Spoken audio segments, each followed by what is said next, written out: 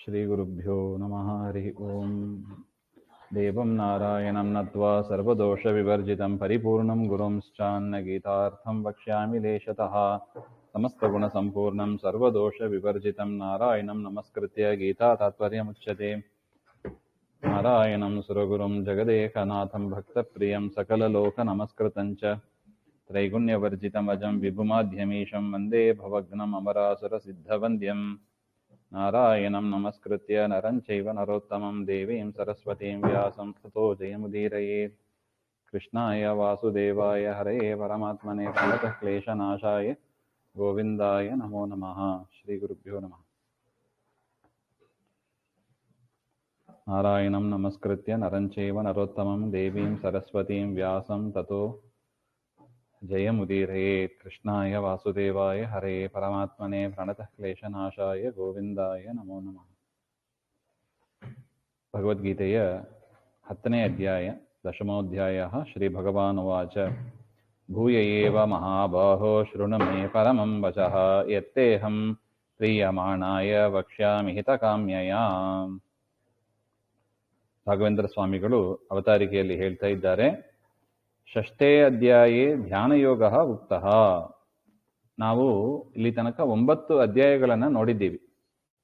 ಭಗವದ್ಗೀತೆಯ 9 ಅಧ್ಯಾಯಗಳ ಚಿಂತನೆ ಮಾಡಿದ್ದೀವಿ. 6ನೇ ಅಧ್ಯಾಯದಲ್ಲಿ ಧ್ಯಾನ ಯೋಗದ ಬಗ್ಗೆ ಹೇಳ್ತಾರೆ. ಹೇಗೆ ಧ್ಯಾನ ಮಾಡಬೇಕು, ಸಾಧಕನಾದವ ಹೇಗೆ ಧ್ಯಾನ ಮಾಡಬೇಕು, ಚರ್ಮ ಶರೀರ ಬಿಡುವಾಗ ವಿಶೇಷವಾಗಿ ಹೇಗೆ ಧ್ಯಾನ ಮಾಡಬೇಕು ಅಂತೆಲ್ಲ ಹೇಳಿದ್ದಾರೆ.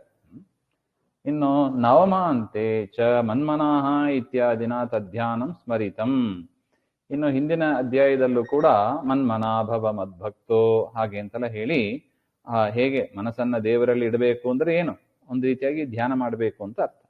ಆ ಧ್ಯಾನವನ್ನ ಹೇಗೆ ಮಾಡಬೇಕು ಅಂತ ಹೇಳಿದ್ದಾರೆ. ತಚ್ಚ ಧ್ಯೇಯ ಸಾಪೇಕ್ಷಂ. ಆ ರೀತಿಯಾಗಿ ನಾವು ದೇವರನ್ನ ಧ್ಯಾನ ಮಾಡಬೇಕು ಅಂದ್ರೆ ದೇವರು ಏನಾಗ್ತಾನೆ, ಧ್ಯೇಯನಾಗ್ತಾನೆ. ಧ್ಯಾನ ಆಗಬೇಕು ಅಂದ್ರೆ ಧ್ಯೇಯ ಅಂತ ಒಬ್ಬ ಇರಬೇಕು. ಹೌದು ತಾನೆ? ನೋಡಿ, ಯಾರನ್ನು ಕುರಿತು ಧ್ಯಾನ ಮಾಡಬೇಕು? ಧ್ಯಾನ ಮಾಡು ಅಂದ್ರೆ ಏನು ಇರದೇ ಇರೋದನ್ನ ಧ್ಯಾನ ಮಾಡ್ಲಿಕ್ಕೆ ಆಗ್ತದಾ? ಸಬ್ಜೆಕ್ಟ್ ಯಾರು ಅಂತ ಹೇಳ್ಬೇಕು. ಯಾರನ್ನು ಕುರಿತು ಧ್ಯಾನ ಮಾಡಬೇಕು ಅವರನ್ನ ಧ್ಯೇಯ ಅಂತ ಕರಿತೀವಿ. ದೇವರು ಧ್ಯೇಯನಾಗಿದ್ದಾನೆ. ತಚ್ಚ ಧ್ಯೇಯ ಸಾಪೇಕ್ಷಂ. ಧ್ಯಾನ ಮಾಡಬೇಕು ಅಂದ್ರೆ ಧ್ಯೇಯವಾದ ವಸ್ತು, ಅದರ ಜ್ಞಾನ ಬೇಕು. ಅತಃ ಧ್ಯಾನಾರ್ಥಂ ಭಗವದ್ ವಿಭೂತಿ ರೂಪಾಣಿ ಅತ್ರ ಅಧ್ಯಾಯೇ ಅಗ್ರೆ ಹಂತತೆ ಕಥಯಿಷ್ಯಾಮಿ ಇತ್ಯಾದಿನ ಪ್ರಾಚುರ್ಯೇನ ವಕ್ಷ್ಯನ್ ಆದೌ ಬುದ್ಧ್ಯಾದೀನಾಂ ಮಹರ್ಷ್ಯಾದೀನಾಂ ಸಾಮರ್ಥ್ಯ ಅತಿಶಯೋಪೇತತೆಯ ನಿರ್ಮಾಣ ರೂಪಂ ವಿಶೇಷ ಕಾರಣತ್ವಂ ಚ ಭಗವತಃ ವಕ್ತಿ. ಅದರಿಂದ ಧ್ಯಾನಾರ್ಥಂ, ದೇವರನ್ನ ಧ್ಯಾನ ಮಾಡಬೇಕು ಅಂತ ವಿಶೇಷವಾಗಿ ತಿಳಿಸಿಕೊಡುವುದಕ್ಕಾಗಿ ಈ ಒಂದು ಪರಮಾತ್ಮನ ವಿಭೂತಿ ರೂಪಗಳನ್ನ, ಪರಮಾತ್ಮನ ಎಲ್ಲೆಲ್ಲಿ ವಿಶೇಷವಾಗಿ ನಾವು ಕಾಣಬೇಕು. ಎಲ್ಲ ಕಡೆ ದೇವರಿದ್ದಾನೆ, ಆದರೆ ವಿಭೂತಿ ರೂಪಗಳು ಅಂತ ಅದು ಏನು ಅಂದ್ರೆ ವಿಶೇಷವಾದ ಒಂದು ಸನ್ನಿಧಾನ ಪರಮಾತ್ಮನದ್ದು ಇರುತ್ತದೆ. ಯಾವ ಪದಾರ್ಥದಲ್ಲಿ ಯಾರಲ್ಲಿ ಒಂದು ವೈಶಿಷ್ಟ್ಯ ಇದೆಯೋ, ಯಾರಲ್ಲಿ ಗುಣಧರ್ಮಗಳು ಜಾಸ್ತಿ ಇದೆಯೋ ಅವರಲ್ಲಿ ಪರಮಾತ್ಮನ ವಿಭೂತಿ ರೂಪ ಇದೆ ಅಂತ ನಾವು ತಿಳ್ಕೋಬೇಕು. ಆ ವಿಚಾರವನ್ನ ಈ ಅಧ್ಯಾಯದಲ್ಲಿ ತಿಳಿಸಿಕೊಡ್ತಾ ಇದ್ದಾರೆ. ಅದರಿಂದ ಏನ್ ಲಾಭ? ಆ ವಸ್ತುವನ್ನ ಕಂಡಾಗ ಆ ವಸ್ತುವನ್ನ ನಾವು ಚಿಂತನೆ ಮಾಡ್ಲಿಕ್ಕೆ ಆಗ್ತದೆ, ದೇವರನ್ನ ಧ್ಯಾನ ಮಾಡ್ಲಿಕ್ಕೆ ಅನುಕೂಲ ಆಗ್ತದೆ. ಹಾಗೆ ಅಂತ ಅಂತತೆ ಕಥಯಿಷ್ಯಾಮಿ ಅಂತ ಮುಂದೆ ಅದನ್ನ ಇನ್ನು ಚೆನ್ನಾಗಿ ಎಕ್ಸ್ಪ್ಲೈನ್ ಮಾಡ್ಲಿಕ್ಕಿದ್ದಾರೆ. ಆದ್ರೂ ಆರಂಭದಲ್ಲಿ ಪರಮಾತ್ಮನ ವಿಭೂತಿ ರೂಪಗಳನ್ನ ವಿಶೇಷವಾಗಿ ಹೇಳ್ತಾರೆ. ಹಾಗೆ ಅಂತ ಯದ್ಯಪಿ ಭೋಕ್ತಾರಂ ಯಜ್ಞ ತಪಸಾಂ ಇತ್ಯಾದಿನ ಪಂಚಮಾಂತಾದೌ ಧ್ಯೇಯ ಮುಕ್ತಂ. 5ನೇ ಅಧ್ಯಾಯದಲ್ಲಿ ಕೂಡ ಧ್ಯೇಯವಾದ ವಿಚಾರವನ್ನ ಹೇಳಿದ್ದಾರೆ. ಯಾರನ್ನ ಧ್ಯಾನ ಮಾಡಬೇಕು? ದೇವರನ್ನೇ ಧ್ಯಾನ ಮಾಡಬೇಕು. ಏನು ಅಂತ ಧ್ಯಾನ ಮಾಡಬೇಕು? ಆ ರೂಪಗಳನ್ನೆಲ್ಲ ಹೇಳಿದ್ದಾರೆ. ತಥಾಪಿ ವಿಶಿಷ್ಟಾಧಿಕಾರಿಣ ಭಗವದ್ ವಿಭೂತಯ ಉಪಾಸ್ಯಾಹ ಇತಿ ತದುಕ್ತಿ ಅತ್ರ ಇತಿ. ಆದರೂ ಕೂಡ ವಿಶಿಷ್ಟ ಅಧಿಕಾರಿಗಳು, ದೇವತೆಗಳು ಮುಂತಾದವರೆಲ್ಲರೂ ಕೂಡ ಪರಮಾತ್ಮನ ವಿಭೂತಿ ರೂಪವನ್ನು ತಿಳಿದು ಉಪಾಸನೆ ಮಾಡಬೇಕು ಅಂತ ವಿಧಿ ಇದೆ. ಅದರಿಂದ ಈ ಅಧ್ಯಾಯದಲ್ಲಿ ಆ ವಿಭೂತಿ ರೂಪಗಳನ್ನು ಹೇಳಿದ್ದಾರೆ. ಇದರಿಂದ ಉತ್ತಮ ಅಧಿಕಾರಿಗಳಿಗೆ, ವಿಶೇಷ ಅಧಿಕಾರಿಗಳಿಗೆ ಪರಮಾತ್ಮನನ್ನು ಉಪಾಸನೆ ಮಾಡಲಿಕ್ಕೆ ಅನುಕೂಲ ಆಗುತ್ತದೆ ಎಂಬ ದೃಷ್ಟಿಯಿಂದ ಪರಮಾತ್ಮ ಇದನ್ನು ಉಪದೇಶ ಮಾಡುತ್ತಾ ಇದ್ದಾನೆ.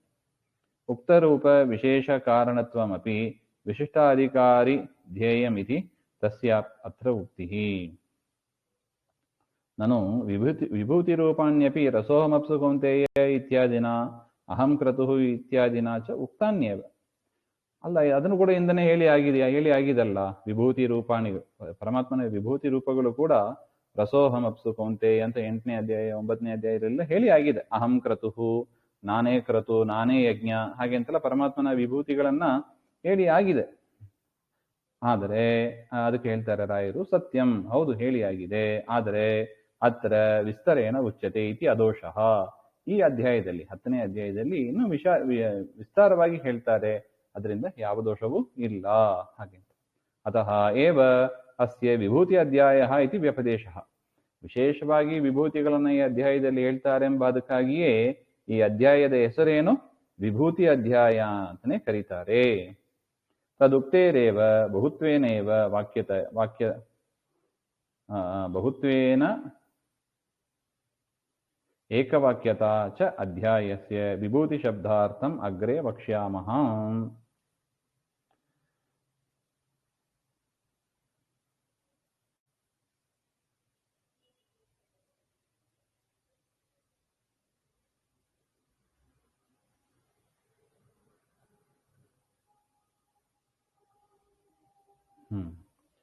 ಅಂದ್ರೆ ಹಿಂದೆ ಹೇಳಿದ್ದೇ ಅದರ ವಿಸ್ತಾರವಾಗಿ ಇಲ್ಲಿ ಹೇಳ್ತಾರೆ ಅನೇಕ ವಾಕ್ಯಗಳಿಂದ.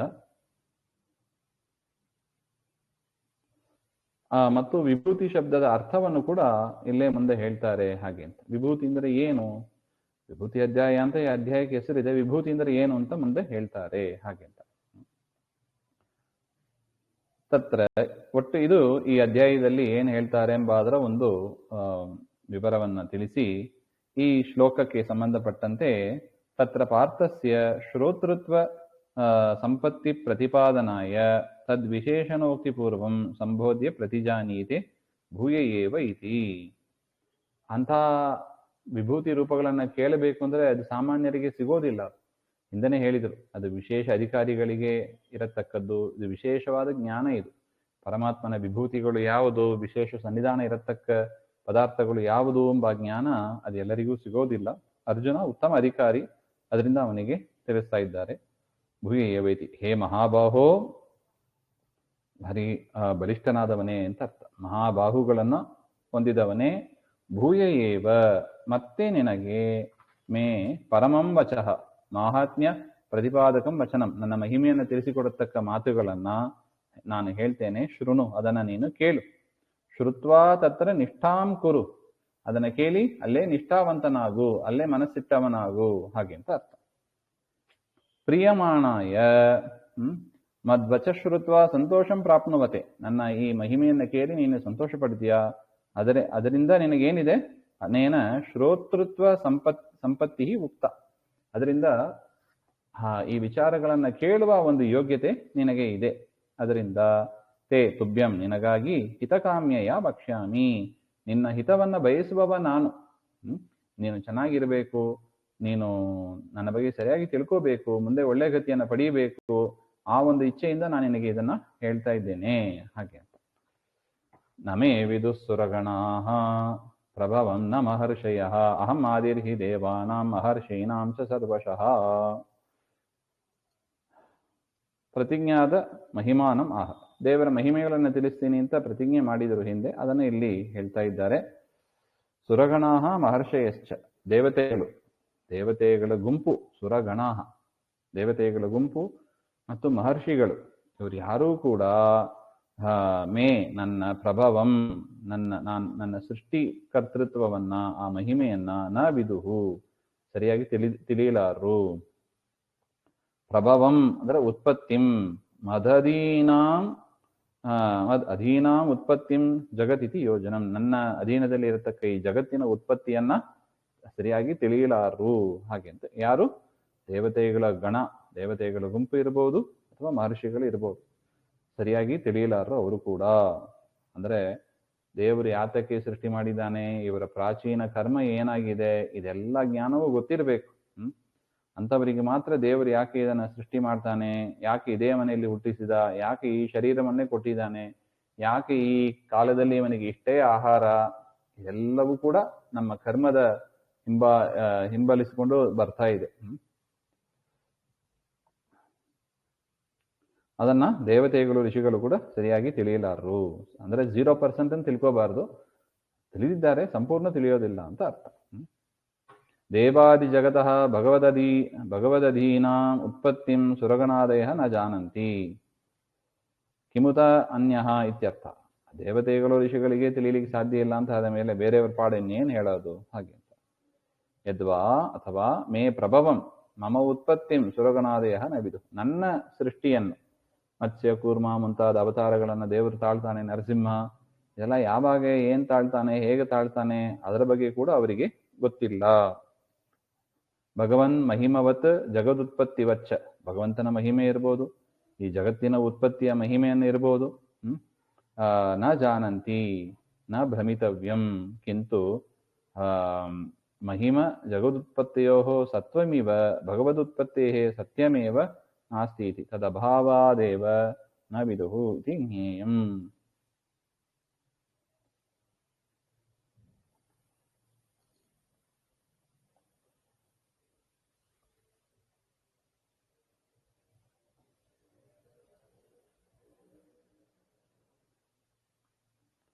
ಪ್ರಭಾವ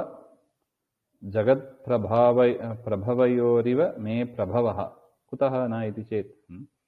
ಅಲ್ಲ, ಇದ್ಲೇನು ಆಶ್ಚರ್ಯ ಇದೆ, ದೇವರ ಉತ್ಪತ್ತಿ, ಜಗತ್ತಿನ ಉತ್ಪತ್ತಿ ಎಲ್ಲವೂ ಒಂದೇ, ಹಾಗೆಂತ ತಿಳಿಬಾರ್ದು ಹಾಗೆಂತ ಹೇಳ್ತಾರೆ. ಯಾಕೆ ಹಾಗೆಂದ್ರೆ ಅದಕ್ಕೆ ಕಾರಣವನ್ನ ಹೇಳ್ತಾರೆ. ತತ್ರ ಉಚ್ಚರೆ ಅಹಂ ಆದಿ ರೀತಿ ದೇವಾನಾಂ ಮನುಷ್ಯಾನಾಂ ಚ, ದೇವತೆಗಳು ಮನುಷ್ಯರು, ದೇವಾದಿ ಕೃತ್ಸ್ನ ಜಗತಃ ಅಹಂ ಆದಿ ಕಾರಣಂ, ದೇವಾದಿಗಳಿಂದ ಕೂಡಿದ ದೇವತೆಗಳು, ಋಷಿಗಳು, ಮನುಷ್ಯರು ಯಾರ್ಯಾರಿದ್ದಾರೋ ಅವರೆಲ್ಲರಿಂದಲೂ ಕೂಡಿದ ಈ ಜಗತ್ತಿಗೆ ಅಹಂ ಆದಿಹಿ, ಆದಿಹಿ ಅಂದ್ರೆ ಕಾರಣ ಅಂತ ಅರ್ಥ. ಆದಿಹಿ ಅಂದ್ರೆ ಏನು ಫಸ್ಟ್ ಅಂತ ಅರ್ಥ ಇಲ್ಲ. ಫಸ್ಟ್ ಅಂದ್ರೆ ಏನರ್ಥ, ಫಸ್ಟ್ ಅಂತ ಅರ್ಥ ಇಟ್ಕೊಂಡ್ರು ಕೂಡ ಏನರ್ಥ, ನಾನೇ ಕಾರಣ ಅಂತ ಅರ್ಥ. ಅಹಂ ಆದಿಹಿ ದೇವಾನ ಆಯ್ತಲ್ವಾ, ಅಹಂ ಆದಿ ಕಾರಣ ಹಿ ಯಥೋ ಅಥೋ ಮೇ ಪ್ರಭವ ನ ಇತಿ. ಯಾಕೆಂದ್ರೆ ನನಗೆ ಹುಟ್ಟೇ ಇಲ್ಲ. ನಾನೇ ಯಾಕೆ ಕಾರಣ ಆಗಬೇಕು ಅಂದ್ರೆ ನನಗೆ ಹುಟ್ಟೇ ಇಲ್ಲ, ಅಂದ್ರೆ ನಾನು ಯಾವಾಗಲೂ ಇರ್ತೀನಿ ಅಂತ ಅರ್ಥ. ಇರ್ತೀನಿ ಅಂದ್ರೆ ಏನು, ಆಕ್ಟಿವ್ ಆಗಿ ಕೆಲಸಗಳನ್ನ ಮಾಡ್ಕೊಂಡು ಇರ್ತೀನಿ ಅಂತ ಅರ್ಥ. ನೋಡಿ, ಬ್ರಹ್ಮದೇವರು ಯಾಕೆ ಇಲ್ಲ ಹಾಗೆಂದ್ರೆ ಬ್ರಹ್ಮದೇವರು ಹುಟ್ಟೇ ಇಲ್ಲ, ಬ್ರಹ್ಮದೇವರು ಆಮೇಲೆ ಹುಟ್ಟುತ್ತಾರೆ. ಅದರಿಂದ ಬ್ರಹ್ಮದೇವರಿಗೂ ಕಾರಣನಾಗಿ ಒಬ್ಬ ಇದ್ದಾನೆ ಎಂಬ ಅದನ್ನ ಇಲ್ಲಿ ತಿಳಿಸಿಕೊಡ್ತಾ ಇದ್ದಾರೆ. ಅಹಂ ಆದಿಹಿ, ಯಾಕೆ ನನಗೆ ಹುಟ್ಟೇ ಇಲ್ಲ, ನಾನು ಸದಾ ಇರತಕ್ಕವನು ಅಂತ ಅರ್ಥ. ಸರ್ವಸ್ಯ ಮತ್ಸೃಷ್ಟೃತ್ವೇನ, ಬ್ರಹ್ಮಾದಿ ಎಲ್ಲರನ್ನು ಕೂಡ ನಾನೇ ತದನಂತರ ಸೃಷ್ಟಿ ಮಾಡ್ತೇನೆ ಅಂತ ಅರ್ಥ. ಅಂದ್ರೆ ತದನಂತರ ಅಂದ್ರೆ ಏನು, ನನಗೆ ಸೃಷ್ಟಿ ಮಾಡಬೇಕು ಅಂತ ಇಚ್ಛೆ ಬಂದ ಮೇಲೆ ನಾನು ಯಾರ್ಯಾರನ್ನ ಬೇಕೋ ಹೇಗೆ ಬೇಕೋ ಹಂಗ ನಾನು ಸೃಷ್ಟಿ ಮಾಡ್ತೇನೆ ಅಂತ ಅರ್ಥ.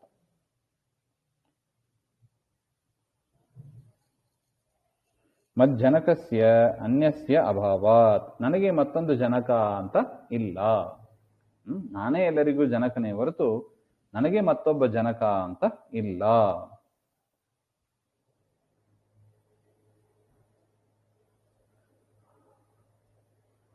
ಇದು ಒಟ್ಟು ಅಭಿಪ್ರಾಯ.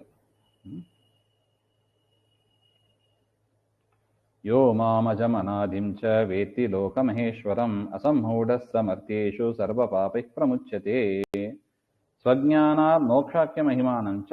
ಆಯ್ತು, ಈ ರೀತಿಯಾಗಿ ತಿಳ್ಕೊಳ್ಳೋದ್ರಿಂದ ಏನು ಲಾಭ ಹಾಗೆಂಬುದನ್ನ ಈ ಶ್ಲೋಕದಲ್ಲಿ ಹೇಳ್ತಾರೆ. ಯಹ ಅಧಿಕಾರಿ ಅಜಂ, ಯಾವ ಅಧಿಕಾರಿಯಾದವ ನನ್ನನ್ನ ಉತ್ಪತ್ತಿಹೀನ, ಪರಮಾತ್ಮನಿಗೆ ಉತ್ಪತ್ತಿ ಇಲ್ಲ ಅಂತ ತಿಳಿತಾರೋ, ಅನಾದಿಂ, ಅನಾದಿ ಅಂದ್ರೆ ಅದನ್ನ ಎರಡಾಗಿ ಬಿಡಿಸ್ಕೋಬೇಕು, ಅನ ಪ್ಲಸ್ ಆದಿ ಹಾಗೆ ಅಂತ. ಅನ ಅಂದ್ರೆ ಮುಖ್ಯ ಪ್ರಾಣ ಅಂತ ಒಂದು ಅರ್ಥ, ಅವರಿಗೆ ಆದಿ, ಅವರಿಗೆ ಕಾರಣನಾದವ ಅಂತ ಒಂದರ್ಥ. ಅಂದ್ರೆ ಮುಖ್ಯ ಪ್ರಾಣ ದೇವರಿಗೂ ಕೂಡ ಕಾರಣನಾದವನಾದಿ ಪರಮಾತ್ಮ ಅಂತ ತಿಳಿಬೇಕು ಅಂತ ಅರ್ಥ.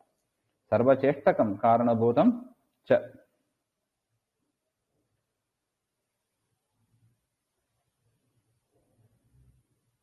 ಎರಡು ರೀತಿಯಾಗಿ ವಿಭಾಗ ಮಾಡ್ತಾರೆ ರಾಯರು. ಅನ ಆದಿ, ಅನ ಅಂದ್ರೆ ಚೇಷ್ಟೆಗಳು, ಎಲ್ಲಾ ಚೇಷ್ಟೆಗಳಿಗೂ ಕಾರಣನಾದವ ಅಂತ ಒಂದು ಅರ್ಥ. ಅನ ಅಂದ್ರೆ ಮುಖ್ಯ ಪ್ರಾಣ ಅಂತ ಅರ್ಥ. ನೋಡಿ ಇಲ್ಲಿ ಪ್ರಾಣನಲ್ಲೇ ಅನ ಇದೆ ನೋಡಿ, ಪ್ರ ಪ್ಲಸ್ ಅಣ ಪ್ರಾಣ ಅಂತ ಆಯ್ತು. ಅಂದ್ರೆ ಎಲ್ಲಾ ಚೇಷ್ಟೆಯನ್ನು ಮಾಡುವವರು ಅಂತ ಅರ್ಥ. ನಮ್ಮೊಳಗಿದ್ದು ಎಲ್ಲಾ ಚೇಷ್ಟೆಯನ್ನು ಮಾಡುವವರು ಅಂತ ಪ್ರಾಣನಿಗೂ ಕಾರಣನಾದವ ದೇವರು. ಅದರಿಂದ ದೇವರಿಗೆ ಅನಾದಿ ಅಂತ ಅರ್ಥ. ಅನ ಪ್ಲಸ್ ಆದಿ, ಅನಾದಿ ಅಂತ. ಅದರಿಂದ ದೇವರನ್ನ ಯಾರು ಉತ್ಪತ್ತಿಹೀನನಾದವ, ಅನಾದಿ, ಎಲ್ಲರಿಗೂ ಕೂಡ ಎಲ್ಲರಿಂದಲೂ ಚೇಷ್ಟೆಯನ್ನು ಮಾಡತಕ್ಕವನಾಗಿ ಯಾರು ತಿಳಿತಾರೋ ಆ ರೀತಿಯಾಗಿ ಪರಮಾತ್ಮನನ್ನ ವೇತಿ ಜಾನಾತಿ ಸಹ ಮರ್ತ್ಯೇಷು, ಅವನು ಮನುಷ್ಯರಲ್ಲಿ, ಅಂತ ವ್ಯಕ್ತಿ ಮನುಷ್ಯರಲ್ಲಿ ಅಸಮ್ಮೂಢ ಅಂದ್ರೆ ಸಮ್ಮೋಹಹೀನ ಅಂದ್ರೆ ಭ್ರಾಂತಿಹೀನ ಅಂತ ಬರೀತಾರೆ. ಯಾವ ಭ್ರಾಂತಿಯು ಮೋಹಕ್ಕೂ ಒಳಗಾಗದೆ ಸರ್ವಪಾಪೈಹಿ ಪ್ರಮುಚ್ಯತೆ. ದೇವರನ್ನ ಈ ರೀತಿಯಾಗಿ ದೇವರು ಅಜನಾಗಿದ್ದಾನೆ, ಅನಾದಿಯಾಗಿದ್ದಾನೆ ಅಂತ ಯಾರು ತಿಳಿತಾರೆ ಅವರು ಎಲ್ಲ ಪಾಪಗಳಿಂದ ಮೋಹಗಳಿಂದ ಬಿಡುಗಡೆಯನ್ನು ಹೊಂದಿ ಅವರು ಮುಕ್ತರಾಗ್ತಾರೆ ಅಂತ ಅರ್ಥ. ಅದರಿಂದ ಮುಕ್ತರಾಗಬೇಕು ಅಂದ್ರೆ ಈ ರೀತಿಯಾದ ಒಂದು ಚಿಂತನೆಯನ್ನ ನಾವು ನಿರಂತರ ಮಾಡ್ತಾ ಇರಬೇಕು. ದೇವರು ಅಜ ಮತ್ತು ಅನಾದಿ ಹಾಗೆ. ಹಲೋ, ಹಾ, ಇವಾಗ ಜೀವ ಅನಾದಿ, ದೇವರು ಅನಾದಿ, ಹಾ, ಮತ್ತೆ ಜೀವನೂ ಆದಿ. ಮತ್ತೆ ಹುಟ್ಟೋದೇನು ಅಂದ್ರೆ ಶರೀರ ಕೊಡ್ತಾ ಇದ್ದಾರೆ ಅಷ್ಟೇನಾ? ಈ ಅದೇ ಹುಟ್ಟು ಅಂತ ಕರೆಯೋದು. ಜೀವರ ಹುಟ್ಟು ಅಂದ್ರೆ ಏನು? ಜೀವರಿಗೆ ಶರೀರವನ್ನು ಕೊಡೋದು ಅಂತ ಅರ್ಥ ಅಷ್ಟೇ. ಇವಾಗ ಮುಕ್ತಿ ಅಂದ್ರೆ ಮತ್ತೆ ಎಲ್ಲಾರನ್ನ ಒಳಗ್ ಹಾಕ್ಯಂತಾರ ಉದರದಲ್ಲಿ, ನೀವ್ ಹೇಳಿರಿ. ಮತ್ತೆ ಅವ್ರು ಮತ್ತೆ ಶರೀರ ಕೊಡ್ತಾರ ನೆಕ್ಸ್ಟ್? ಮತ್ತೆ ಸೃಷ್ಟಿ ಸ್ಟಾರ್ಟ್ ಆದ ಕಾಲಕ್ಕ? ಒಂದ್ ನಿಮಿಷ, ಅಲ್ಲಿ ಮುಕ್ತರು ಅಂದ್ರೆ ದೇವರು ಉದರ ಹೋಗೋದು ಅಂತ ಅರ್ಥ ಇಲ್ಲ. ಮುಕ್ತಿಯನ್ನ ಪಡೆಯೋದು ಅಂದ್ರೆ ಏನು ಹಾಗೆ ಅಂದ್ರೆ, ನಮಗೆ ಆವರಕಗಳು ಇದೆ. ಈ ಸ್ಥೂಲ ಶರೀರ, ಅದರ ಒಳಗೆ ಅನಿರುದ್ಧ ಶರೀರ, ಅದರಲ್ಲಿ ಲಿಂಗ ಶರೀರ, ಅದರ ಒಳಗೆ ಜೀವ ಸ್ವರೂಪ ಅಂತ ಇದೆ. ಅಂದ್ರೆ ಜೀವನ ದೇಹ. ಅದು ಆ ಲಿಂಗದೇಹಾದಿಗಳನ್ನೆಲ್ಲ ತೆಗೆಯೋದು. ಅದು ಅನಾದಿ ಕಾಲದಿಂದ ಅದು ಲಿಂಗದೇಹ ಸುತ್ಕೊಂಡಿದೆ ಜೀವನನ್ನ. ಅದನ್ನ ತೆಗೆದು ನಮ್ಮ ಜ್ಞಾನ, ನಮ್ಮ ಸ್ವರೂಪ ಎಂಥದ್ದು, ನಮ್ಮ ಜ್ಞಾನ ಎಂಥದ್ದು, ಆ ಸ್ವರೂಪಭೂತವಾದ ಜ್ಞಾನ ಭಕ್ತಿ ಅದೆಲ್ಲ ಅಭಿವ್ಯಕ್ತಿ ಆಗೋದು. ಅದು ನಾವು ಜೀವ ಶರೀರದಲ್ಲಿ ಇದ್ದಾಗ, ಅಂದ್ರೆ ನಮ್ಮ ಆವರಕಗಳೆಲ್ಲ ಹೋಗಿ ದೇವರ ಅನುಗ್ರಹದಿಂದ ಇವನಿಗೆ ನನ್ನ ಅನುಭವ ಬರಲಿ, ಆನಂದ ಆಗಲಿ ಅಂತ ದೇವರ ಸಂಕಲ್ಪ ಮಾಡ್ತಾನೆ. ಆ ಸಂದರ್ಭದಲ್ಲಿ ಜೀವನಿಗೆ ತನ್ನ ಜ್ಞಾನ, ತನ್ನಲ್ಲಿರುವ ಭಕ್ತಿ ಎಲ್ಲವೂ ಆಗ ಅಭಿವ್ಯಕ್ತಿ ಆಗ್ತದೆ. ಅದು ಸ್ವರೂಪಭೂತವಾದ ಜ್ಞಾನ ಭಕ್ತಿ ಹಾಗೆ ಅಂತ ಅರ್ಥ. ಅದು ಅರ್ಥ ಆಯ್ತು. ಮೇಲೆ ಹೋಗ್ತಾರ, ಅದೇ ಮೇಲೆ ಉದರದಲ್ಲಿ ಹೋಗೋ ಕಾಲಕ್ಕೆ ಮೇಲೆ ಒಂದ್ ಪಾರ್ಟ್ ದೇವರ ಮೇಲೆ ಹೋಗ್ತಾರ, ಅವ್ರೆಲ್ಲಾರು ಅಲ್ಲಿ ಇರ್ತಾರ ಅಂತ ಹೇಳಿ. ಹಳೆಯ ಕಾಲದಲ್ಲಿ ಮುಕ್ತರು ಏನಾಗ್ತಾರೆ ಅದು ಪ್ರಶ್ನೆ. ಸೃಷ್ಟಿಕಾಲದಲ್ಲಿ ದೇವರು ಮುಕ್ತರನ್ನ ಎಲ್ಲಿ ಇಟ್ಟಿರ್ತಾನೆ? ಮುಕ್ತಸ್ಥಾನ ಅಂತ ಒಂದಿದೆ. ವೈಕುಂಠದಲ್ಲಿ ಮುಕ್ತಸ್ಥಾನ ಇದೆ, ಅನೇಕ ಲೋಕಗಳಲ್ಲಿ ಮುಕ್ತಸ್ಥಾನ ಅಂತ ಇದೆ. ಅಲ್ಲಿ ಮುಕ್ತರ ಮಾತ್ರ ವಾಸ ಮಾಡತಕ್ಕ ಒಂದು ಸ್ಥಾನ. ಅಲ್ಲಿ ಅವರು ಇದ್ದು ವಿಹಾರ ಮಾಡ್ತಾ ಇದ್ದಾರೆ. ಪ್ರಳಯ ಕಾಲ ಬಂದಾಗ ಮುಕ್ತರು ಏನ್ ಮಾಡ್ತಾರೆ ಹಾಗೆಂದ್ರೆ, ಪರಮಾತ್ಮನ ಎಲ್ಲರೂ ಹೇಗೆ ಪರಮಾತ್ಮನ ಉದರದಲ್ಲಿ ಪ್ರವೇಶ ಮಾಡ್ತಾರೋ ಅದೇ ತರ ಅವರು ಕೂಡ ಪ್ರವೇಶ ಮಾಡ್ತಾರೆ. ಆದ್ರೆ ಅಲ್ಲೂ ಸಪರೇಟ್ ಆಗಿ ಇರ್ತಾರೆ ಅವರು. ನೆಕ್ಸ್ಟ್ ತಿರ್ಗಾ ಸೃಷ್ಟಿ ಆದಾಗ ತಿರ್ಗಾ ಮುಕ್ತ ಸ್ಥಾನವನ್ನ ಸೃಷ್ಟಿ ಮಾಡ್ತಾನೆ, ತಿರ್ಗಾ ಅಲ್ಲಿ ಅವರು ವಿಹಾರ ಮಾಡ್ತಾ ಇರ್ತಾರೆ. ನಾವೆಲ್ಲರೂ ಮತ್ತೆ ಹುಟ್ಟಬೇಕು, ಅವ್ರು ಮಾತ್ರ ಮತ್ತೆ ಮುಕ್ತಿಗೆ ಹೋಗ್ತಾರೆ, ಮತ್ತೆ ಹುಟ್ಟಲ್ಲ. ಹುಟ್ಟೋದಿಲ್ಲ. ಹೌದು, ಹುಟ್ಟೋದಿಲ್ಲ. ಉದರದಲ್ಲಿ ಹೋಗಿ ಮತ್ತೆ ಹೊರಗ್ ಬಂದ್ಬಿಡ್ತಾರೆ ಅಷ್ಟೇ. ಬಂದರೂ ಕೂಡ ಮುಕ್ತ ಸ್ಥಾನದಲ್ಲೇ ಇರ್ತಾರೆ ಅವರು. ಯಾರಿಗೆ ಶರೀರ ಇಲ್ಲ, ದೇವರಿಗೆ ಲಕ್ಷ್ಮೀ ದೇವಿಗೆ ಮಾತ್ರನೇ ಶರೀರ ಇತ್ತ ಆದಿ ಜೀವಗ ಅಲ್ಲ, ಎಲ್ಲರಿಗೂ ಶರೀರ ಇದಮ್ಮ. ಈಗ ನೋಡಿ, ನಾವು ಲಿಂಗದೇಹ ನೋಡಿದೀವಿ ನೋಡಿ, ಅನಾದಿ ಕಾಲದಿಂದ ಜೀವರಿಗೂ ಲಿಂಗದೇಹ ಇದೆ ಇದೆ ಇದೆ. ಅಂದ್ರೆ ಶರೀರ ಇದೆ ಅಂದ್ರೆ ಏನರ್ಥ? ಲಿಂಗದೇಹ ಇದೆ ಅಂತ ಅರ್ಥ. ಅನಿರುದ್ಧ ಶರೀರ ಮತ್ತು ಸ್ಥೂಲ ಶರೀರ ಅದೆಲ್ಲ ಬ್ರಹ್ಮಾಂಡ ಸೃಷ್ಟ ಆದ ಮೇಲೆ ದೇವರು ನಿರ್ಮಾಣ ಮಾಡಿ ನಮಗೆ ಕೊಟ್ಟಿರುವ ಶರೀರ. ಅದು ಒಂಥರ ಲೇಯರ್ ಅಂತ, ಕವರ್ಸ್ ಇದ್ದಂಗೆ, ಅಂದ್ರೆ ಲೇಯರ್ ಇದ್ದಂಗೆ. ದೇಹ ಅಂದ್ರೆ ಎಲ್ಲ ಕೈ ಕಾಲು ಎಲ್ಲ ಇರ್ತದೆ, ಎಲ್ಲ ಎಲ್ಲ ಕಣ್ಣು ಎಲ್ಲ ಇರುತ್ತದೆ, ಸೂಕ್ಷ್ಮವಾಗಿ ಇರುತ್ತವೆ. ಲಿಂಗ ಶರೀರವು ಕೂಡ ಸೂಕ್ಷ್ಮವಾದದ್ದು. ಯಾವ ಶರೀರ? ಸ್ವರೂಪ ಅಲ್ಲ, ಸ್ವರೂಪ ಅಲ್ಲ, ಏನು ಸ್ವರೂಪ ಅಲ್ಲ, ಲಿಂಗದೇಹದ ಒಳಗೆ ಸ್ವರೂಪ ಇದೆ. ಅದೇ ಇವಾಗ ನಮ್ದು ಯಾವ ದೇಹ ನಾವಿರೋದು? ನೋಡಿ ಅಮ್ಮ, ನನಗೆ ನನ್ನ ದೇಹ ಗೊತ್ತಿಲ್ಲ, ನಾನ್ ನಿಮ್ ದೇಹ ಹೆಂಗೆ ಹೇಳಿ? ಹಂಗಲ್ಲ ಆಚಾರ್ಯ, ಅದು ಅಲ್ಲ ಮೂಲ ಸ್ವರೂಪನ ಕೇಳ್ತಾ ಇಲ್ಲ. ಇವಾಗ ನಾವಿರೋ ಶರೀರನೇ ಏನಂತಾರ? ಯಾವ ಶರೀರ ಅಂತಾರ? ಸ್ಥೂಲ ಶರೀರನ? ಸ್ಥೂಲ ಶರೀರ ಅಂತಾರೆ ಇದನ್ನ. ಸ್ಥೂಲ ಶರೀರ.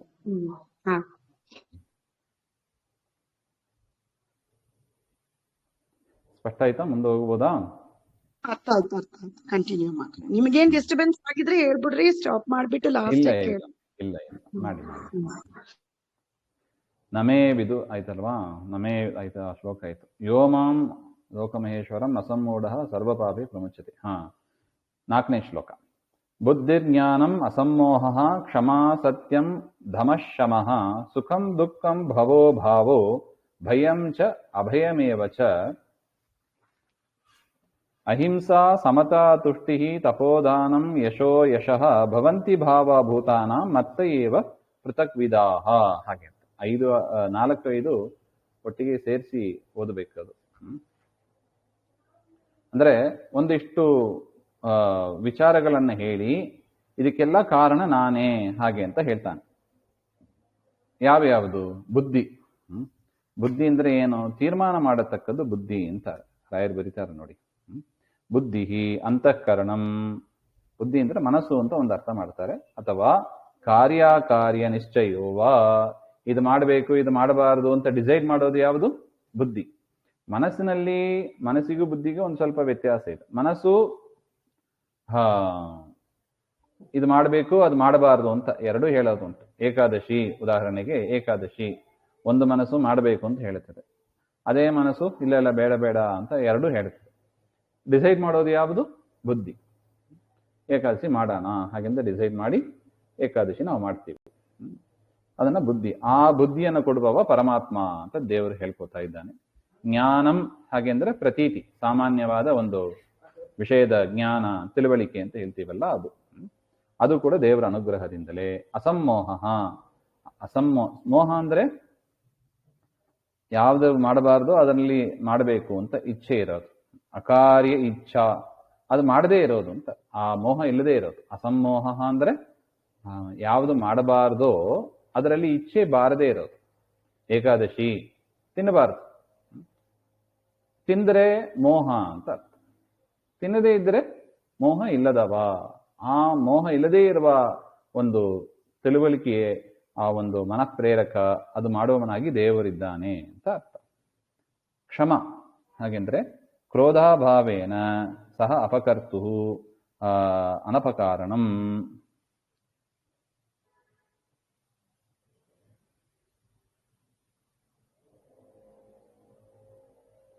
ಕ್ಷಮ ಅಂದರೆ ಸಹನಶೀಲತೆ, ಇನ್ನೊಬ್ಬರನ್ನ ಕ್ಷಮಿಸೋದು ಅಂತ.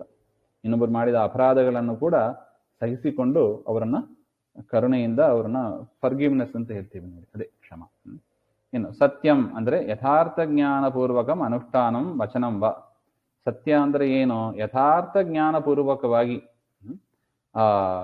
ಒಂದು ಕೆಲಸವನ್ನ ಮಾಡೋದು ಅಥವಾ ಮಾತನಾಡೋದು ಅಂತ ಅರ್ಥ. ಯಥಾರ್ಥ ಜ್ಞಾನಪೂರ್ವಕವಾಗಿ ಕಾರ್ಯವನ್ನ ಮಾಡೋದು ಅಥವಾ ಮಾತನಾಡೋದು. ಒಂದು ಮಾತಾಡಬೇಕು ಅಂದ್ರೆ ಕೂಡ ಸತ್ಯವನ್ನ ಮಾತಾಡೋ ಅಂದ್ರೆ ಏನರ್ಥ? ಅದು ಯಥಾರ್ಥವಾಗಿ ಇರಬೇಕು, ತಪ್ಪಾಗಿ ಮಾತಾಡಬಾರದು. ಅದನ್ನ ಸತ್ಯ ಅಂತ ಕರೀತಾರೆ. ಅದು ದೇವರ ಅನುಗ್ರಹದಿಂದ ಬರೋದು. ದಮ ಅಂದ್ರೆ ಇಂದ್ರಿಯ ನಿಗ್ರಹ. ಶಮ ಅಂದ್ರೆ ಭಗವನ್ನಿಷ್ಠತ, ಪರಮಾತ್ಮನಲ್ಲೇ ಮನಸ್ಸು ಇಡುವ ಒಂದು ಚರ್ಯೆ, ಅದನ್ನ ಶಮ ಅಂತ ಕರೀತಾರೆ. ಇದೆಲ್ಲ ಗುಣಗಳು, ಜೀವನದಲ್ಲಿ ಇರತಕ್ಕ ಗುಣಗಳು. ಸುಖಂ ಅನುಕೂಲ ವೇದನೀಯಂ. ದುಃಖಂ ಅಂದ್ರೆ ಪ್ರತಿಕೂಲ ವೇದನೀಯಂ ಅಂತ ನೋಡಿ. ಎಷ್ಟು ಚೆನ್ನಾಗಿದೆ. ಇದಕ್ಕೆ ನಮ್ಮ ಶಾಸ್ತ್ರ ಅಂತ ಹೇಳೋದು. ಸುಖ ಅಂದ್ರೆ ಏನು? ಶಬ್ದದಿಂದ ಹೇಳಕ್ಕಾಗ್ತದ? ಸುಖ ಅಂದ್ರೆ ಏನು? ದುಃಖ ಅಂದ್ರೆ ಏನು? ಅದು ಅನುಭವ ಅದು. ಆದರೆ ರಾಯರು ಅದನ್ನು ಬಿಡಿಸಿ ಹೇಳ್ತಾರೆ ನೋಡಿ. ಸುಖಂ ಅಂದ್ರೆ ಏನು? ಅನುಕೂಲ ವೇದನೀಯಂ. ಅನುಕೂಲ ವೇದನೀಯಂ ಅಂದ್ರೆ ನನಗೆ ಇದೆಲ್ಲವೂ ಕೂಡ ಅನುಕೂಲವಾಗಿದೆ ಅಂತ ಯಾವುದನ್ನು ತಿಳಿತೀವೋ ಅದನ್ನ ಸುಖ ಅಂತ ಅರ್ಥ. ಉದಾಹರಣೆಗೆ ಏಕಾದಶಿ. ಯದ್ಯಪಿ ಏಕಾದಶಿ ತಿಂದರೆ ಶರೀರಕ್ಕೆ ದುಃಖ ಆಗ್ತದೆ, ಆದರೂ ಕೂಡ ಇದು ನನಗೆ ಅನುಕೂಲ, ಅದರಿಂದ ನಾನು ಉಪವಾಸ ಮಾಡ್ತೇನೆ ಅಂತ ಸುಖವಾಗಿ ಉಪವಾಸ ಮಾಡುವವರು ಇದ್ದಾರೆ.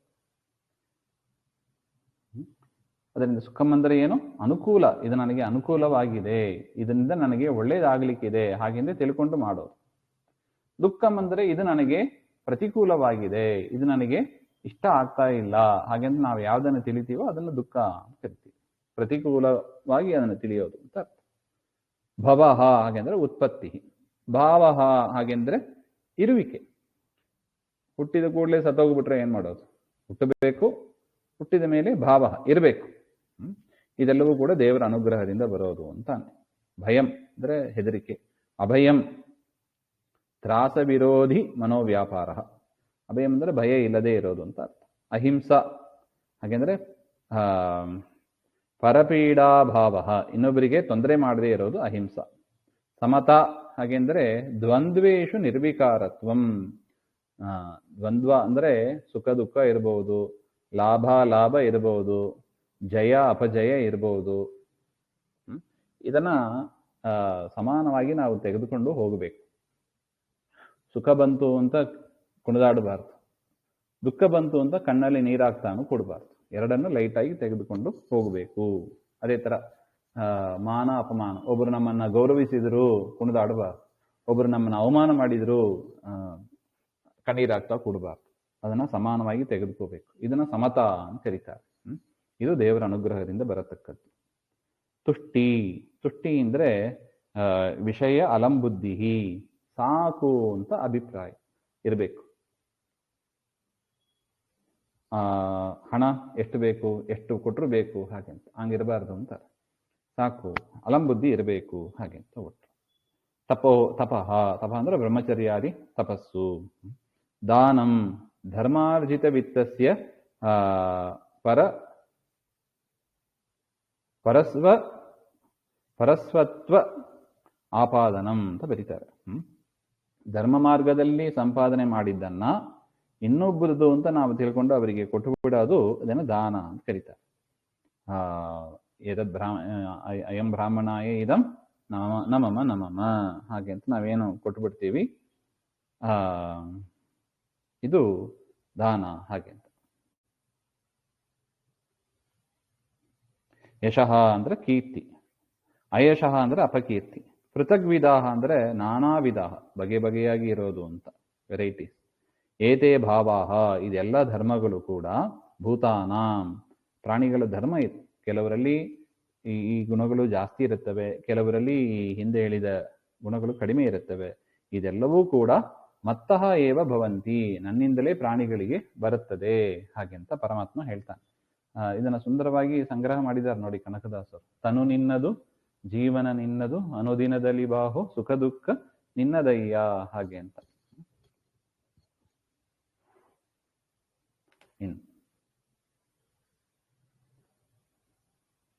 ಮಹರ್ಷಯಃ ಸಪ್ತ ಪೂರ್ವೇ ಚತ್ವಾರೋ ಮನವಸ್ತಥಾ ಮದ್ಭಾವ ಮಾನಸ ಜಾತ ಯೇಷಾಂ ಲೋಕ ಇಮಾಃ ಪ್ರಜಾಃ. ಈ ಪ್ರಾಣಿಗಳ ಬುದ್ಧಿ ಮುಂತಾದ ಧರ್ಮಗಳು ಮಾತ್ರ ನನ್ನಿಂದ ಹುಟ್ಟಿದವು ಅಂತ ತಿಳ್ಕೋಬೇಡ. ಕಿಂತು ಭೂತಾನ್ಯಪಿ, ಆದರೆ ಆ ಪ್ರಾಣಿಗಳು ಕೂಡ ಅಂದ್ರೆ ಜೀವರಾಶಿಗಳು ಕೂಡ ನನ್ನಿಂದಲೇ ಹುಟ್ಟಿದ್ದಾರೆ ಹಾಗೆ ಅಂತ ತಿಳಿ ಅಂತ ಇಲ್ಲಿಗೆ ಹೇಳ್ತಾ ಇದ್ದಾನೆ. ಮಹರ್ಷಯಃ 7 ಮಹರ್ಷಿಗಳು ರಾಯರು ಬರಿತಾರೆ ನೋಡಿ. ಮರೀಚಿ, ಅತ್ರಿ, ಅಂಗೀರಸೌ, ಪುಲಸ್ತ್ಯಃ, ಪುಲಃ ಕ್ರತುಃ, ವಸಿಷ್ಠಶ್ಚ ಮಹಾತೇಜಾಃ, ಪೂರ್ವೇ ಸಪ್ತರ್ಷಯ ಸ್ಮೃತಾಃ. ಈ 7 ಜನರು ಅವರು ಪರಮಾತ್ಮನಿಂದಲೇ ಬಂದವರು. ಚತ್ವಾರೋ ಮನವಸ್ತತ, 4 ಮನುಗಳು. ಯಾರು? ಸ್ವಯಂಭುವ ಮನು, ಸ್ವಾರೋಚಿಷ ಮನು, ರೈವತ, ಉತ್ತಮ ಅಂತ 4 ಮನುಗಳು. ಆ 4 ಮನುಗಳು ಕೂಡ ನನ್ನಿಂದಲೇ ಹುಟ್ಟಿದರು ಹಾಗೆ ಅಂತ. ಮನುಶಬ್ದಕ್ಕೆ ಸ್ವಯಂಭುವಾದಿ ಮನುಗಳು ಅಂತ ಒಂದು ಅರ್ಥ, ಅಥವಾ ಬ್ರಾಹ್ಮಣ, ಕ್ಷತ್ರಿಯ, ವೈಶ್ಯ, ಶೂದ್ರ ಅಂತ ಏನಿದೆ ಅವರೆಲ್ಲರೂ ಕೂಡ ನನ್ನಿಂದಲೇ, ದೇವತೆಗಳಲ್ಲೂ ಕೂಡ ಆ ವಿಭಾಗ ಇದೆ. ದೇವತೆಗಳಲ್ಲೂ ಕೂಡ ಬ್ರಾಹ್ಮಣ, ಕ್ಷತ್ರಿಯ ಅಂತೆಲ್ಲ ವಿಭಾಗ ಇದೆ. ಭೂಮಿಯಲ್ಲೂ ನಾವು ಕಾಣ್ತಾ ಇದ್ದೀವಿ. ಅವರೆಲ್ಲರೂ ಕೂಡ ನನ್ನಿಂದಲೇ ಹುಟ್ಟಿ ಬಂದ್ರು ಅಂತ ತಿಳಿ ಅಂತ ಒಟ್ಟು. ಮದ್ಭಾವಾಹ ಅಂದ್ರೆ ನನ್ನಿಂದಲೇ ಅವರೆಲ್ಲ ಹುಟ್ಟಿದರು ಅಂತ ಅರ್ಥ. ಮತ್ತಃ ಏವ ಉತ್ಪತ್ತಿ ಮಂತಹ, ನನ್ನಿಂದಲೇ ಅವರು ಹುಟ್ಟನ್ನ ಪಡೆದಿದ್ದಾರೆ ಅಂತ ತಿಳಿ ಅಂತ. ಅಂದ್ರೆ ಯಾಕೆ ಇದನ್ನು ಹೇಳ್ತಾ ಇದ್ದಾನೆ? ತುಂಬಾ ಜನ ಬ್ರಹ್ಮದೇವರು ಅಂತ ತಿಳ್ಕೊಂಡ್ಬಿಡ್ತಾರೆ.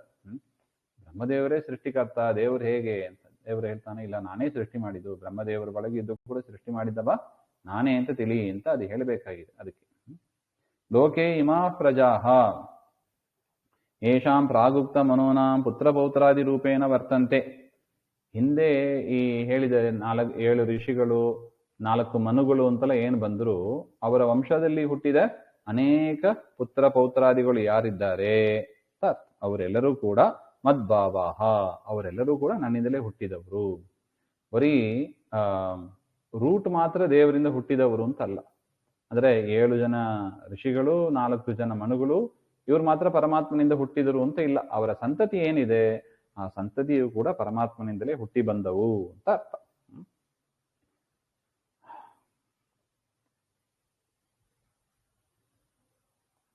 ನೋಡಿ, ಅದೇ ಪ್ರಶ್ನೆ ರಾಯರು ಇಲ್ಲಿ ತೆಗೆದುಕೊಳ್ತಾ ಇದ್ದಾರೆ. ಅಲ್ಲ, ತಥೋ ಮನೂನ್ ಸಸರ್ಜಾಂತೆ ಮನಸಾ ಲೋಕಭಾವನಾತ್, ಹಾಗೆ ಅಂತ ನಾರದೀಯ ಭಾಗವತದಲ್ಲಿ ಇದೆ. ಬ್ರಹ್ಮದೇವರ ಮನಸ್ಸಿನಿಂದ ಇವರೆಲ್ಲ ಹುಟ್ಟಿದ್ರು. ಯಾರು? ಸನಕಾದಿಗಳು. ಮತ್ತು ಮನೋನ್ ಸಸರ್ಜಾಂತೆ ಮನಸಾ ಮನುಗಳು ಕೂಡ ಬ್ರಹ್ಮದೇವರಿಂದೇ ಹುಟ್ಟಿದ್ರು ಅಂತ ಭಾಗವತದಲ್ಲಿ ಇದೆ. ವಿರೋಧ ಬಂತಲ್ಲ, ಬ್ರಹ್ಮದೇವರು ಸೃಷ್ಟಿ ಮಾಡಿದ್ರೋ ಪರಮಾತ್ಮ ಸೃಷ್ಟಿ ಮಾಡಿದನೋ ಹಾಗೆ ಅಂತ ಪ್ರಶ್ನೆ. ಅದಕ್ಕೆ ರಾಯರು ಹೇಳ್ತಾರೆ, ಬ್ರಹ್ಮಸೃಷ್ಟಾನಾಂ ಸ್ವಯಂಭುವಾದೀನಾಂ ಕಥಂ ಮದ್ಭಾವಾಹ ಇತ್ಯುಕ್ತಿ. ಭಾಗವತದಲ್ಲಿ ಬ್ರಹ್ಮದೇವರು ಸೃಷ್ಟಿ ಮಾಡಿದ್ದಾರೆ, ಸ್ವಯಂಭೂ ಮುಂತಾದವರನ್ನ ಅಂತ ಇದೆ. ಹಾಗಿರುವಾಗ ಕೃಷ್ಣ ನಾನು ಸೃಷ್ಟಿ ಮಾಡಿದಂತೆ ಹೇಗೆ ಹೇಳಬಹುದು? ಹಾಗೆ ಅಂದ್ರೆ ಒಂದು ಶಂಕೆ ಬರುತ್ತದೆ. ಅದಕ್ಕೆ ಹೇಳ್ತಾ ಇದ್ದಾರೆ, ಬ್ರಹ್ಮ ಅಂತರ್ಯಾಮಿನ ಮತ್ತಃ ಜನಿಮಂತಹ ಇತ್ಯರ್ಥಕತ್ವ ಮದ್ಭಾವಾಹ ಇತ್ಯಸ್ಯ. ಬ್ರಹ್ಮನ ಅಂತರ್ಯಾಮಿಯಾಗಿದ್ದು ಅವರನ್ನೆಲ್ಲ ಸೃಷ್ಟಿ ಮಾಡಿದವ ನಾನೇ ಅಂತ ಅರ್ಥ. ಬ್ರಹ್ಮದೇವರು ಸ್ವತಂತ್ರವಾಗಿ ಸ್ವಯಂಭುವಾದಿ ಮನುಗಳನ್ನ ಸೃಷ್ಟಿ ಮಾಡಿಲ್ಲ, ಅವರ ಒಳಗೆ ಅಂತರ್ಯಾಮಿಯಾಗಿದ್ದು ಸೃಷ್ಟಿ ಮಾಡಿದವ ನಾನೇ. ಅದರಿಂದ ನಾನೇ ಮುಖ್ಯ ಸೃಷ್ಟಿಕರ್ತ ಅಂತ ಒಟ್ಟು. ಬ್ರಹ್ಮಾತು ದ್ವಾರ ಮಾತ್ರಂ, ಬ್ರಹ್ಮದೇವರ ದ್ವಾರ ಆ ಕೆಲಸಗಳನ್ನ ಮಾಡ್ತಾನೆ. ಈಗ ಉದಾಹರಣೆಗೆ ರಾಜ ಹೋಗಿ ತಾನಾಗಿ ಯುದ್ಧ ಮಾಡ್ಬೋದು, ಆದ್ರೆ ಏನ್ ಮಾಡ್ತಾನೆ? ತಮ್ಮ ಸೇವಕರು ಅವರನ್ನ ಕಳಿಸಿ, ಭೃತ್ಯರು ಯಾರಿದ್ದಾರೆ ಅವರನ್ನ ಕಳಿಸಿ ಯುದ್ಧ ಮಾಡಿಸಿ ಗೆಲ್ತಾನೆ. ಗೆದ್ದದ್ದು ಯಾರು? ಹಾಗೆಂದ್ರೆ ಯಾರೂ ಕೂಡ ಭೃತ್ಯರು ಗೆತ್ತರು ಅಂತ ಹೇಳೋದಿಲ್ಲ ನೋಡಿ, ರಾಜನೇ ಗೆದ್ದದ್ದು ಅಂತ ಹೇಳ್ತಾರೆ.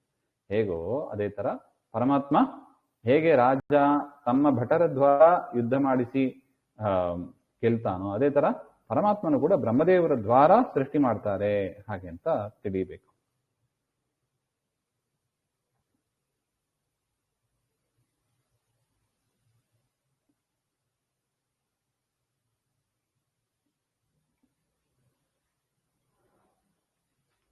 ಇನ್ನು ಏತಾಂ ವಿಭೂತಿಂ ಯೋಗಂ ಚ ಮಮ ಯೋ ವೇತ್ತಿ ತತ್ವತಃ ಸೋ ವಿಕಂಪೇನ ಯೋಗೇನ ಯುಜ್ಯತೇನ ಅತ್ರ ಸಂಶಯ. ಇಷ್ಟು ದೇವರ ಮಹಿಮೆಯನ್ನ ಹೇಳ್ತಾ ಇದ್ದಾರೆ.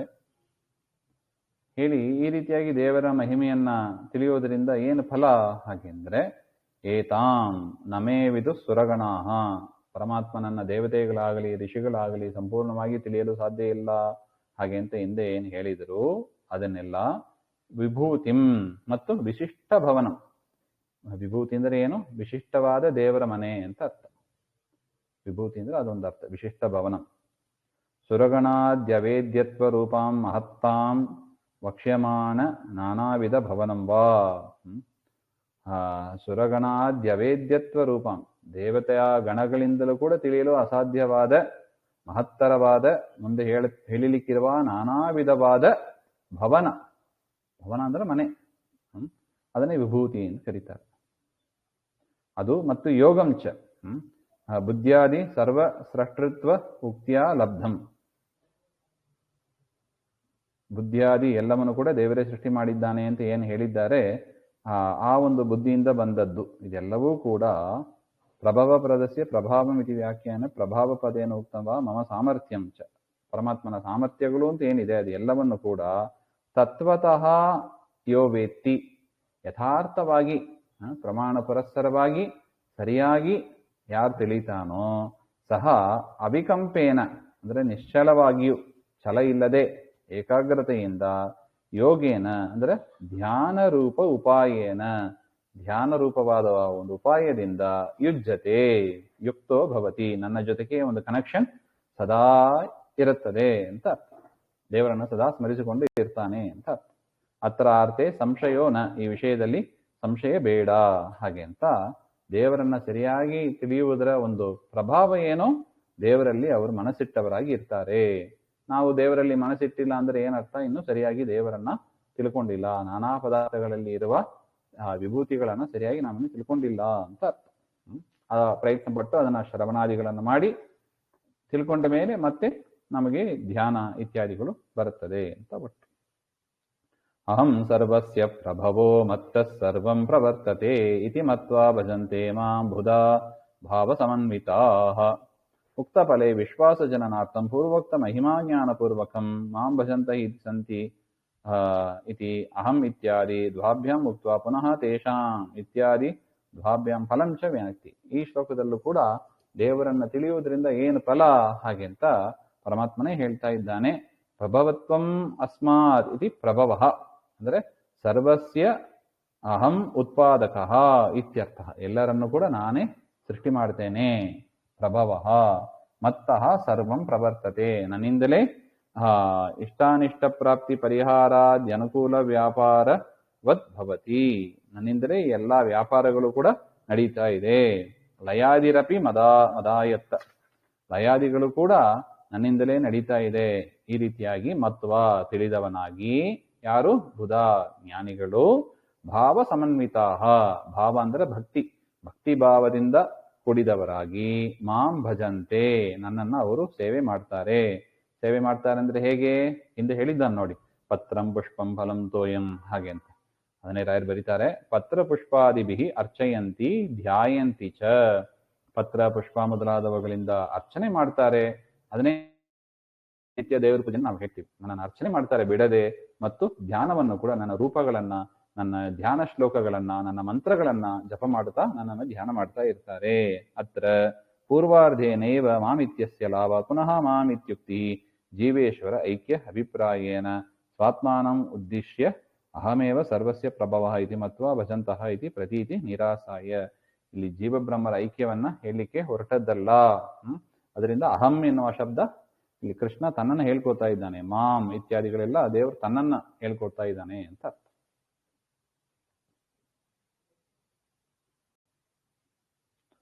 ಮತ್ತ ಚಿತ್ತ ಮದ್ಗತ ಪ್ರಾಣಾಃ ಬೋಧಯಂತಃ ಪರಸ್ಪರಂ ಕಥಯಂತಶ್ಚ ಮಾಂ ನಿತ್ಯಂ ತುಷ್ಯಂತಿ ಚ ರಮಂತಿ ಚ. ಪುನಃ ಭಜನ ಪ್ರಕಾರಮೇವ. ಮತ್ತೆ ದೇವರನ್ನ ಅವರು ಹೇಗೆ ಸೇವೆ ಮಾಡ್ತಾರೆ ಹಾಗೆಂದ್ರೆ ಮಚ್ಚಿತ್ತಾಹ ಅಂದ್ರೆ ಮನ್ನಿಷ್ಠ ಮನಸ್ಕಾಹ, ದೇವರಲ್ಲೇ ಮನಸ್ಸಿಟ್ಟವರು. ಮದ್ಗತ ಪ್ರಾಣಾಹ ಅಂದ್ರೆ ಮದ್ವಿಷಯ ಚೇಷ್ಟಾವಂತಹ, ಪರಮಾತ್ಮ ಹೇಳಿದ ಕರ್ಮಗಳನ್ನೇ ಮಾಡತಕ್ಕವರು. ಅವರ ಮನಸ್ಸೂ ದೇವರಲ್ಲೇ ಇದೆ. ಅವ್ರು ಮಾಡುವ ಕರ್ಮಗಳೂ ಕೂಡ ದೇವರು ಹೇಳಿದ ಕರ್ಮಗಳೇ ಆಗಿರುತ್ತದೆ. ಅದೆಲ್ಲವನ್ನು ಕೂಡ ಬೋಧೆಯಂತಹ ತಾವೂ ಮಾಡ್ತಾರೆ, ತಮ್ಮ ಶಿಷ್ಯರಿಗೂ ಕೂಡ, ಶಿಷ್ಯರು ಮಕ್ಕಳು ಕೂಡ ಅವರು ಅದನ್ನೇ ಬೋಧನೆ ಮಾಡ್ತಾರೆ. ದೇವರಲ್ಲೇ ಮನಸ್ಸಾಕಿ ದೇವರು ಹೇಳಿದ ಕರ್ಮಗಳನ್ನೇ ಮಾಡಿ ಈ ರೀತಿಯಾಗಿ ಆ ದೇವರ ಭಕ್ತರು ಇರ್ತಾರೆ ಹಾಗೆಂತ. ಮಾಂ ಉಪದೇಶೇನ ಇತಿ ಯೋಜ್ಯಂ ಪರಸ್ಪರಂ ಮಾಂ ಕಥೆಯಂತಹ ಕೀರ್ತಯಂತಶ್ಚ. ನನ್ನ ಬೇಗೆ ಅವ್ರು ಮಾತಾಡ್ತಾ ಇರ್ತಾರೆ, ನನ್ನ ವಿಚಾರವನ್ನೇ ಅವ್ರು ಮಾತಾಡ್ತಾ ಇರ್ತಾರೆ. ನಿತ್ಯಂ ಇದು ಸರ್ವತ್ರ ಅನ್ವಯಿತಿ. ಈ ನಿತ್ಯಂ ಎನ್ನುವ ಶಬ್ದವನ್ನ ಎಲ್ಲ ಕಡೆ ಅನ್ವಯಿಸ್ಕೋಬೇಕು. ನಿತ್ಯ ಅವ್ರ ಮನಸ್ಸು ನನ್ನಲ್ಲೇ ಇರುತ್ತದೆ. ನಿತ್ಯದಲ್ಲೂ ನಾನು ಹೇಳಿದ ಕರ್ಮಗಳನ್ನೇ ಮಾಡ್ತಾರೆ. ನಿತ್ಯದಲ್ಲೂ ಶಿಷ್ಯರಿಗೆ ಮಕ್ಕಳಿಗೆ ಅವರು ಬೋಧನೆಯನ್ನ ಮಾಡ್ತಾರೆ. ನಿತ್ಯದಲ್ಲೂ ಕೂಡ ನನ್ನ ಕೀರ್ತನೆಯನ್ನ ಮಾಡ್ತಾ ಇದ್ದಾರೆ. ಮತ್ತು ತುಷ್ಯಂತಿ, ನಿತ್ಯದಲ್ಲೂ ಅವರು ತೃಪ್ತರಾಗಿ ಇರ್ತಾರೆ. ಆಸೆ ಆಕಾಂಕ್ಷ ಇದು ಬೇಕು ಅದು ಬೇಕು ಯಾವುದು ಇರೋದಿಲ್ಲ ಅವರಿಗೆ. ದೇವರು ವಿಚಾರ ಇದು ಬಿಟ್ಟು ಸಾಕು. ವಿಷಯೇಶು ಅಲಂ ಬುದ್ಧಿಮಂತಹ, ವಿಷಯದಲ್ಲಿ ಅವರಿಗೆ ಸಾಕು. ಶರೀರ ನಡೆಸೋದಕ್ಕೆ ಎಷ್ಟು ಬೇಕೋ ಅಷ್ಟು ರೂಪಾಯಿ, ಹಣ, ಕಾಸು, ಊಟ, ಅದರ ಚಿಂತೆ. ಅದು ಬಿಟ್ಟು ಪರಮಾತ್ಮನ ವಿಚಾರದಲ್ಲಿ ಅವರು ಮುಳುಗಿ ಇರ್ತಾರೆ. ಯಾಕೆ? ತತ್ರ ಹೇತು ರಮಂತಿ ಚ, ಅದರಿಂದಲೇ ಅವರಿಗೆ ಸುಖ ಸಿಗ್ತದೆ. ಈಗ ಯಾರಿಗೆ ಎಲ್ಲಿ ಸುಖ ಸಿಗ್ತದೋ ಅದರ ಬೆನ್ನಿಂದ ಹೋಗ್ತಾರೆ. ಈ ಪರಮಾತ್ಮನ ಭಕ್ತರಿಗೆ ದೇವರ ವಿಚಾರ ಮಾಡಿದರೆ, ಕೇಳಿದರೆ ಅವರ ಮನಸ್ಸು ಸಂತೋಷ ಆಗ್ತದೆ. ಅದರಿಂದ ಇನ್ನು ಬೇಕು ಇನ್ನು ಬೇಕು, ಅವರಿಗೆ ಪುಸ್ತಕ ಮುಚ್ಚಿ ಇಡ್ಲೇಬಾರ್ದು. ಆ ಪರೀಕ್ಷಿತ ರಾಜ ಇದ್ದಾರೆ ನೋಡಿ, ಅವರಿಗೆ ಭಾಗವತ ನಿಲ್ಲಿಸಲೇಬಾರ್ದು. ಅವರಿಗೆ ಇನ್ನು ಹೇಳು ಅಂತ 7 ದಿವಸ ಉಪವಾಸವಾಗಿಯೂ ಕೇಳ್ತಾ ಇರ್ತಾರೆ. ಎಷ್ಟು ಅಭಿರುಚಿ ಇರಬೇಕು ನೋಡಿ ಪರಮಾತ್ಮನ ಕತೆ ಕೇಳುವುದರಲ್ಲಿ. ಆ ರೀತಿಯಾಗಿ ಅವರು, ಯಾಕೆ? ಅದು ಎಂಜಾಯ್ ಮಾಡಿ ಮಾಡೋದು, ಅದನ್ನ ಕಷ್ಟ ಅಂತ ತಿಳ್ಕೊಂಡು ಮಾಡೋದಿಲ್ಲ. ಈಗ ಓದೋದು ಏನಾಗ್ಬಿಟ್ಟಿದೆ? ಕಷ್ಟ ಆಗ್ಬಿಟ್ಟಿದೆ ಹುಡುಗರಿಗೆ. ಯಾಕೆ? ಬೇಕೋ ಬೇಡವೋ ಓದಬೇಕಲ್ಲ ಅಂತ. ಅದರ ಬೆನಿಫಿಟ್ ಏನು, ವ್ಯಾಲ್ಯೂ ಏನು, ಅದರ ಜ್ಞಾನ ಸರಿಯಾಗಿ ಇರೋದಿಲ್ಲ ಅವರಿಗೆ. ಅದರಿಂದ ಆ ರೀತಿಯಾಗಿ ಮಾಡಿದ್ರೆ ಕಷ್ಟ ಅನಿಸ್ಬಹುದು. ಆದರೆ ಅದನ್ನ ಇಷ್ಟಪಟ್ಟು ಮಾಡಬೇಕು. ಅದಕ್ಕೆ ಕಷ್ಟಪಟ್ಟು ಮಾಡಬಾರ್ದು, ಇಷ್ಟಪಟ್ಟು ಮಾಡ್ರಿ ಅಂತ. ಪರಮಾತ್ಮನ ಸೇವೆಯನ್ನ ಇಷ್ಟಪಟ್ಟು ನಾವು ಮಾಡಬೇಕು. ಉಪವಾಸಾದಿಗಳು ಇರ್ಬೋದು, ಏನೇ ಇರಲಿ, ದೇವರ ಕರ್ಮ ಅದು, ಅದರಿಂದಲೇ ನಮ್ಮ ಉದ್ಧಾರ, ಅದೇ ನಮ್ಮ ಸುಖಕ್ಕೆ ಕಾರಣ ಅಂತ ನಾವು ಅದನ್ನು ಇಷ್ಟಪಟ್ಟು ಮಾಡಬೇಕು ಅಂತ ಒಟ್ಟು. ತೇಷಾಂ ಸತತಯುಕ್ತಾನಾಂ ಭಜತಾಂ ಪ್ರೀತಿಪೂರ್ವಕಂ ದದಾಮಿ ಬುದ್ಧಿ ಯೋಗಂ ತಂ ಏನ ಮಾಮುಪಯಾಂತಿತೆ. ಈ ರೀತಿಯಾಗಿ ನನ್ನಲ್ಲೇ ಮನಸ್ಸಿಟ್ಟವರಿದ್ದಾರಲ್ಲ, ಸತತಯುಕ್ತಾನ, ನಿತ್ಯದಲ್ಲೂ ನನ್ನಲ್ಲಿ ಮನಸ್ಸಿಟ್ಟು ನನ್ನನ್ನು ಕುರಿತಾಗಿ ಹೇಳ್ತಾ ಕೇಳ್ತಾ ಮಕ್ಕಳಿಗೆ ಶಿಷ್ಯರಿಗೆ ಉಪದೇಶವನ್ನು ಮಾಡ್ತಾ ಯಾರು ಇರ್ತಾರೆ, ಅಂಥವರ ಪ್ರೀತಿಪೂರ್ವಕಂ ಮಾಂ ಭಜತಾಂ, ಪ್ರೀತಿಯಿಂದ ನನ್ನನ್ನು ಯಾರು ಸೇವೆ ಮಾಡ್ತಾ ಇರ್ತಾರೆ, ದ್ವೇಷದಿಂದ ಅಲ್ಲ. ನೋಡಿ, ಪ್ರೀತಿಗೆ ಆಪೋಸಿಟ್ ದ್ವೇಷ. ದ್ವೇಷದಿಂದ ಮಾಡಬಾರ್ದು, ಕಷ್ಟಪಟ್ಟು ಮಾಡಬಾರ್ದು. ಪ್ರೀತಿಯಿಂದ ಯಾರು ಮಾಡ್ತಾರೆ, ತೇಷಾಂ, ಅವರಿಗೆ ತಮೇವ ಬುದ್ಧಿಯೋಗಂ, ಆ ಜ್ಞಾನ ರೂಪ ಅಂದ್ರೆ ಮುಕ್ತಿ ಉಪಾಯ, ನನ್ನನ್ನ ಕುರಿತಾದ ವಿಶೇಷ ಜ್ಞಾನವನ್ನ ನಾನು ಅವರಿಗೆ ಕೊಡ್ತೇನೆ. ದದಾಮಿ ಅಂದ್ರೆ ಅಪರೋಕ್ಷ ಜ್ಞಾನವನ್ನು ಕೊಡ್ತೇನೆ. ಪರೋಕ್ಷ ಜ್ಞಾನ ಶಾಸ್ತ್ರ ಜ್ಞಾನವನ್ನು ಕೊಡ್ತೇನೆ. ಅದು ಪಕ್ವವಾಗಿ ಅವರಿಗೆ ಅಪರೋಕ್ಷ ಜ್ಞಾನವನ್ನು ಕೂಡ ಕೊಟ್ಟು ಅವರನ್ನ ಕರ್ಮಬಂಧದಿಂದ ನಾನು ಬಿಡುಗಡೆ ಮಾಡಿ ಅವರಿಗೆ ಮೋಕ್ಷವನ್ನು ನಾನು ಕೊಡ್ತೇನೆ. ಏನ ಬುದ್ಧಿಯೋಗೇನ ಮಾಂ ಉಪಯಾಂತಿ, ಅಂತಹ ಒಂದು ಬುದ್ಧಿ ಯೋಗದಿಂದ ಅಂದ್ರೆ ಅಪರೋಕ್ಷ ಜ್ಞಾನದ ಬಲದಿಂದ ಅವರು ನನ್ನನ್ನು ಹೊಂದುತ್ತಾರೆ. ಇದು ಅಪರೋಕ್ಷದ ಮಹಿಮೆ ಇದು ಒಟ್ಟು ವಿಚಾರ. ಮುಂದಿನದ್ದು ಮತ್ತೆ ನೋಡೋಣ. ಶ್ರೀಮಧ್ವಾಂತರ್ಗತ ಶ್ರೀಕೃಷ್ಣ ಅರ್ಪಣಮಸ್ತು. ಶ್ರೀ ಹರೇ ನಮಃ.